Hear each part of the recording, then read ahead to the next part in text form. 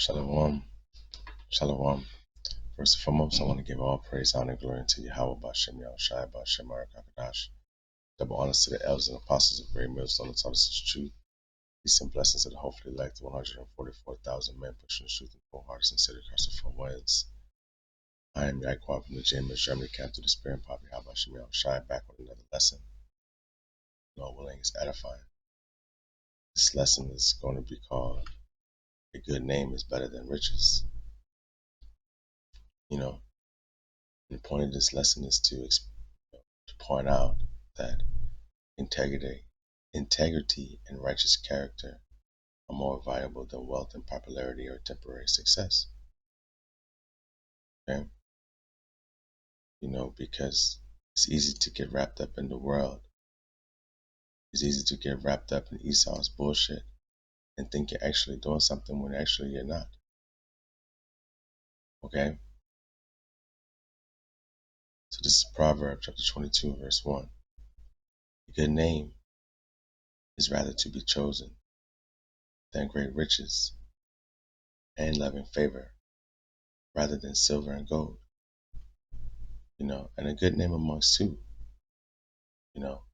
Who in this day and age, who can we have a good name amongst? These heathens? Hell no. Amongst the Chinese people? Amongst the Muslims? Amongst who?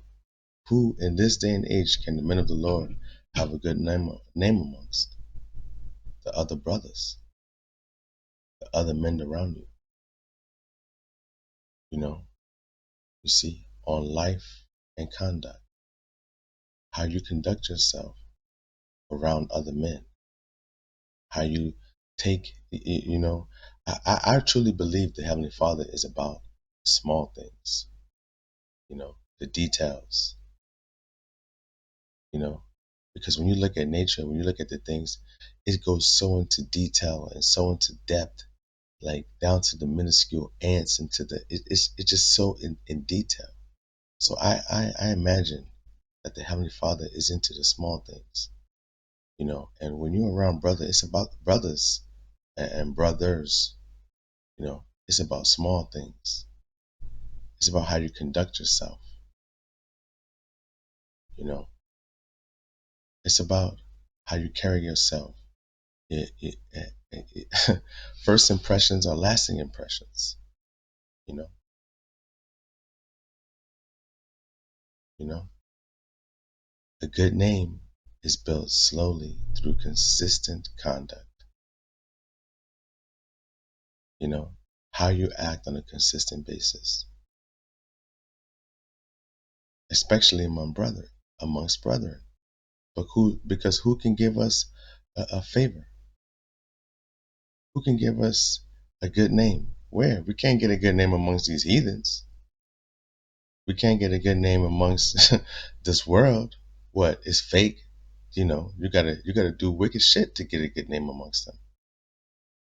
So this is a good name amongst the brotherhood, amongst the Lord's men, and how you conduct yourself in all manners, especially as a man in this truth. How you conduct yourself is very important. All right. When younger brothers are around you, they pick up on everything. It sounds funny, but they're like children. And I'm not being funny. I'm not trying to be in any way disrespectful to any man in this truth. But I've led soldiers. I've trained soldiers. I've taught 18-year-olds how to shoot weapons.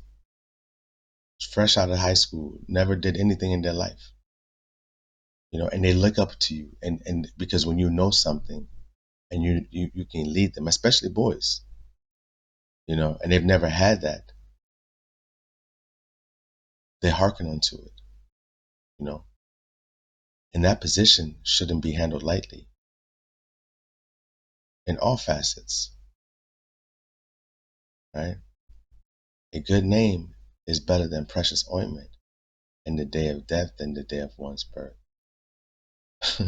So it's saying a good name is better than precious ointment while you're living, and the day of your death is even better than the day of your birth. I understand both. All right, because it's going to be hell on this earth.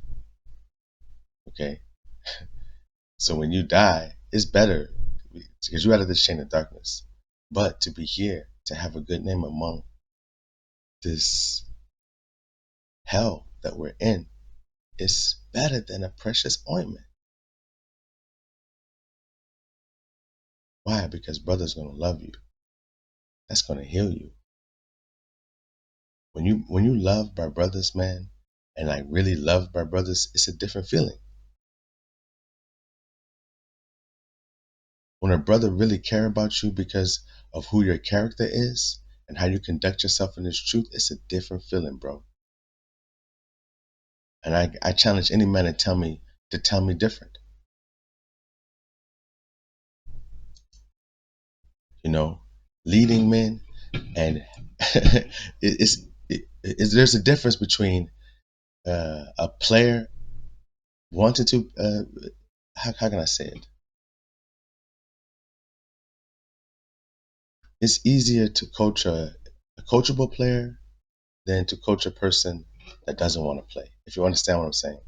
So when a brother like really thinks like, damn, this dude is really trying, he's really pushing, you know, he's really doing this work. He really loves the Lord. He really carries himself in a certain manner. Even in the integrity side, even in the side where nobody sees, he has a lot of fucking moral character there, you know? And he's gonna hold your name in high esteem, especially amongst other brethren, you know? And that's all through the spirit and power of the Heavenly Father,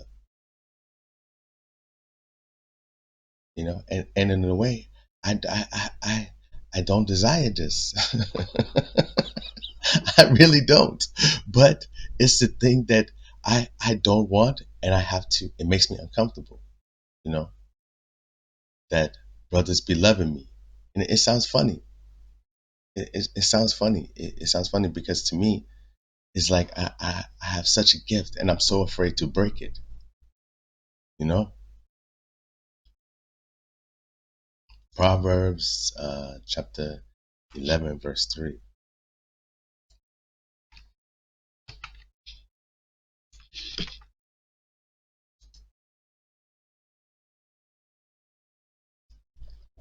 Proverbs chapter 11 verse 3. The integrity of the upright shall guide them, but the perversiveness of the transgressors shall destroy them.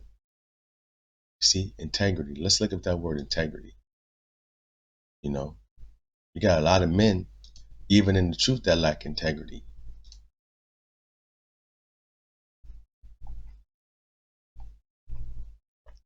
Let's go to the etymology then. Here.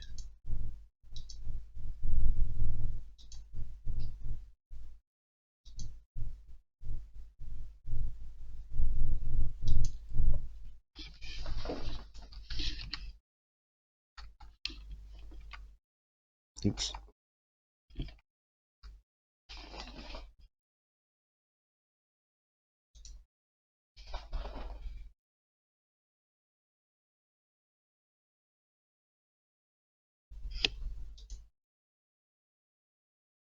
Innocence, blamelessness, chastity, purity, soundness, wholeness, completeness, figuratively.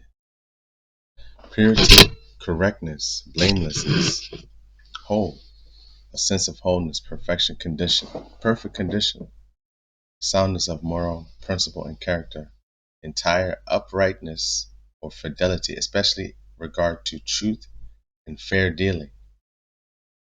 You see, the truth and fair dealing is the thing right there. All right. And in the army,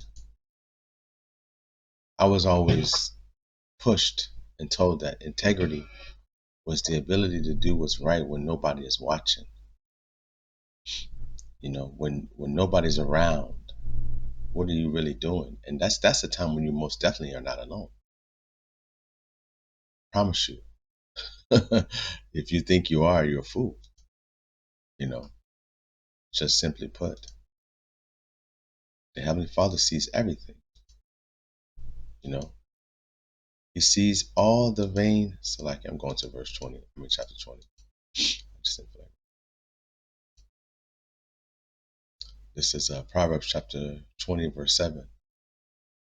The just man walketh in his integrity. His children are blessed after him. You see? And you are your father, you know, if that makes sense. LD call messed my head up with that one. And um, the children are blessed after him, but the just man walketh in his integrity, in his innocence, innocenceless and blamelessness. And how do you do that? By doing what is required of you, you know, by sacrificing this world for for um, sacrificing this world for the what the Most High is going to give you. You know,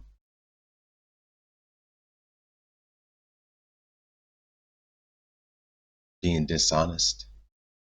You know, it could destroy like years of credibility for you. Being, your reputation is it's like who do we have a reputation amongst? Our brothers. Your reputation what is what other brothers observe. You know, and what other people see. But the thing that I believe the Most High sees is the character. Your character.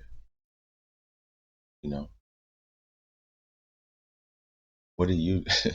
How do you conduct yourself? You know, reputation can be vanity too.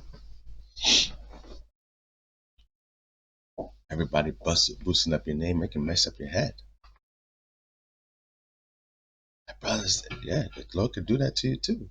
Satan can do that. He can give you all the riches, right?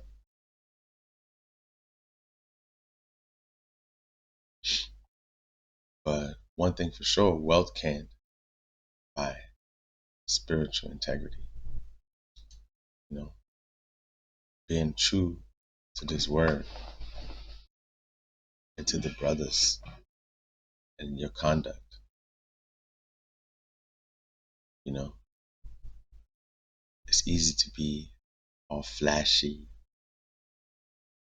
riding, you know, like posting. It's easy to do that.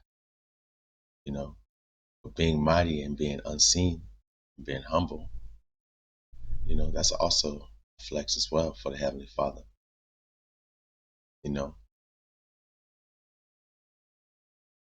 some men don't enjoy being flashy, nor do they, you know, they don't enjoy that.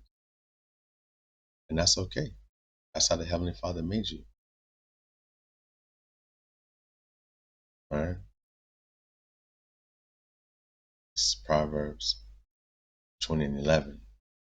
Even a child is known by his doings, whether his work be pure and whether it be right. Even a child, you, you know that badass child in the neighborhood. That little nigga bad. You had that. I had that growing up. You know, Bam Bam. He was bad as hell in the neighborhood. All right, and how much more us?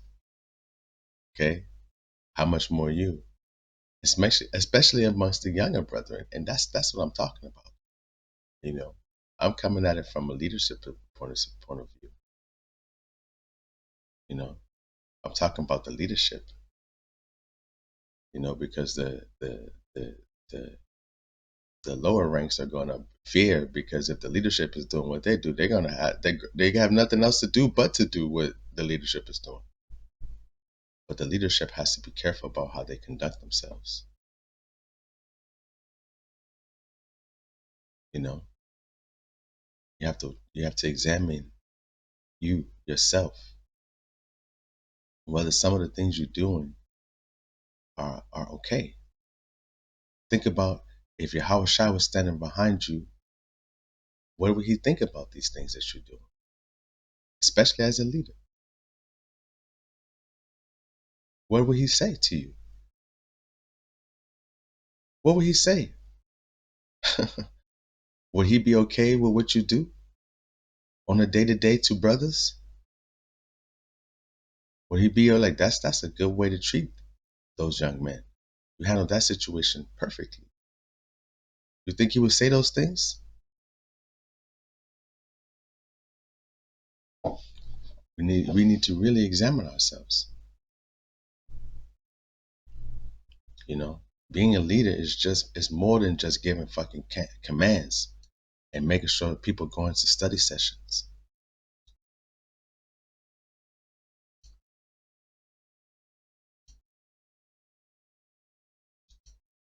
For real.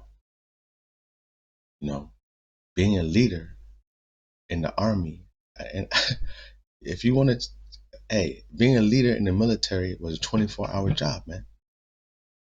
When you're in a leadership position, you never off. You ain't fucking off, man. And yeah, you gotta accept it. You gotta accept it. Why? Because you got that power. You've been given that power. And you be fucking mishandling it every way, in every way.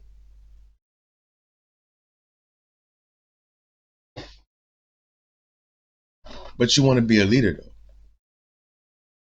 You want to be in a leadership position. You want to be seen as a leader. But the brothers under you that you lead despise you. But you a leader though.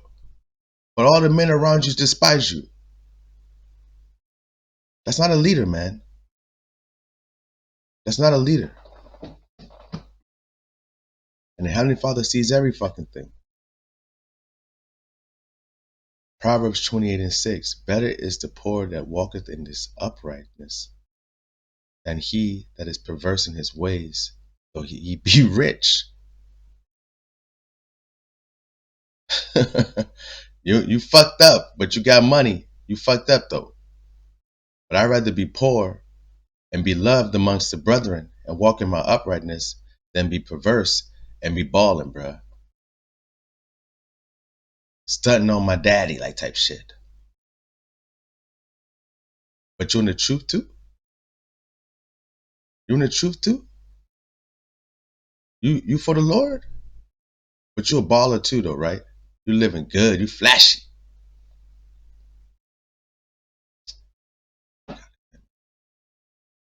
This world ain't shit, man. World ain't shit. Fucking vain.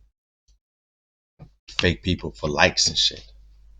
For likes and pics and clicks. Lord about to destroy this fucking place. You worry about posting fucking photos.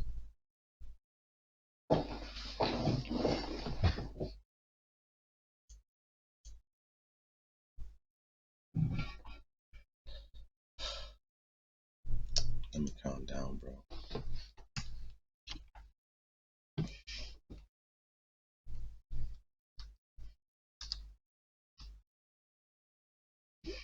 This is Psalms chapter 15. Psalm chapter 15, verse 1. Yahweh Bashem Yahushai, who shall abide in thy tabernacle? Who shall dwell in thy holy hill? Ballers, right? These flashy ass dudes these days, right? Gotta post that pic. But I'm for the Lord, though. He that walketh uprightly and worketh righteousness and speaketh the truth in his heart, he that backbiteth not his tongue, nor doeth evil to his neighbor, nor taketh up a reproach against his neighbor. You know, this is what I'm saying, man.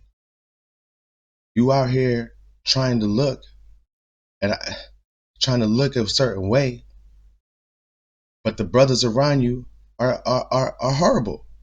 They're feeling horrible, man. You know, and but you want to be a leader. You want to, and I don't see it. I don't see it. I don't. I don't, man. You know, but the Lord sees what's going on. You know, he that walketh uprightly and worketh righteousness and speaketh the truth in his heart, he that backbiteth not his tongue, nor doeth evil to his neighbor, nor taketh up a reproach against his neighbor, in whose eyes is a vile person, is contemned. Select it. In whose eyes a vile person is contemned, but he honoreth them that fear the Lord. He that sweareth to his own hurt and changeth not. He that putteth not out his money to usury, nor taketh reward against the innocent, he that doeth these things shall never be moved. You see, now this is all about, you know, a, a description of a citizen of Zion, how we are supposed to conduct ourselves in this holy tabernacle, you know, right now. And this is the brotherhood. This is the brotherhood right here. How are we conducting ourselves amongst the brotherhood? And I'm pointing at myself first. Yes. My daddy used to tell me, you pointing at you pointing at him, but three fingers pointing at you. 100%. You know? And I tell you this, I had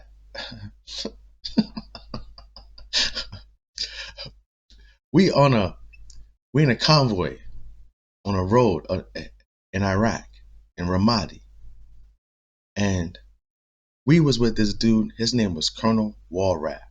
We but dudes kept calling him Colonel Warpath, and they was crazy about this dude. And I was like, why are these fucking grown ass men acting like little girls? And we were already been in combat 2 times, and I'm like, they were crazy about this guy. And I was the platoon sergeant's gunner, best in the platoon. So I got to lead the convoy. And so I met him. He looked like a crazy old, if you know that Toy Soldiers movie, he looked like that colonel in that movie, man. Anyways, we're on a road where it's like a ditch on both sides, and it's hard as hell to turn around. If you're turning around, it's hard as fuck. You're gonna have to get out and do 3-point turns and all the way around. You can't see it. It's so little. And we're driving on this road, and then boom, our IED explodes, and then an ambush comes, and we are returning fire, and this dude gets out of his vehicle, and they're shooting at us, and he starts ground guiding his vehicle to turn it around. And we're returning fire. Down, down, down, down. They're shooting at us. We're shooting at them. And pew, pew, pew. I'm looking at this dude. I can see him. He is just bullets are hitting everywhere. Bap, bap, bap. He's telling the dude back up. He's so go forward. Just as calm, like it was nothing. And I'm watching this and shooting a machine gun and looking at this dude like, who the fuck is this dude doing? And that incident just, it made me like, whatever that fucking dude wants me to do, I'm gonna do it, bro. I am going to do it. He made the warrior come out of me, man. You know? And that's how we should be in this truth. Fuck the flashy things, man. Fuck the Instagrams and the posts and all that shit. Fuck all of those things, man. What really matters is how we are amongst this brotherhood, man. That's what matters. Because that's the only thing we fucking got right now, right? Anyways, right? The money and everything is gonna be fucking gone anyways. But what we do, what we bond here, and how we treat each other here is not gonna be. It's not gonna be double fold in the kingdom to come. You know.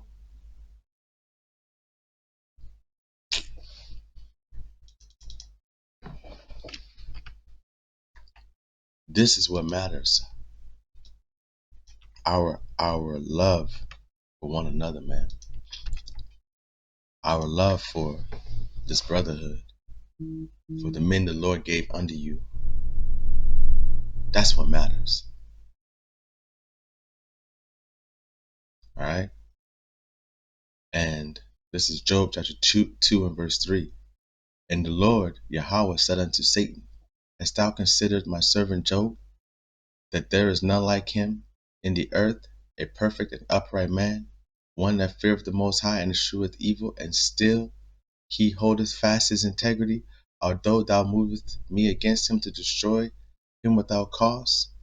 And I brought this out because we are servants of the Heavenly Father. And Job was tested, and we're going to be tested by this Satan too, with every way that he can. With money, with fucking fame, with women, with everything. It's going to try to knock you off your game. But you can't let it be, man. So with that, I hope this lesson was edifying. And again, I want to give all praise, honor, and glory to Yahweh, by Hashem, Yahweh Shai, by Hashem, Marakakadash. Double honors to the elders and apostles of Great Millstone who taught us his truth. Peace and blessings to the hopefully elect, 144,000. Till next time, Shalom.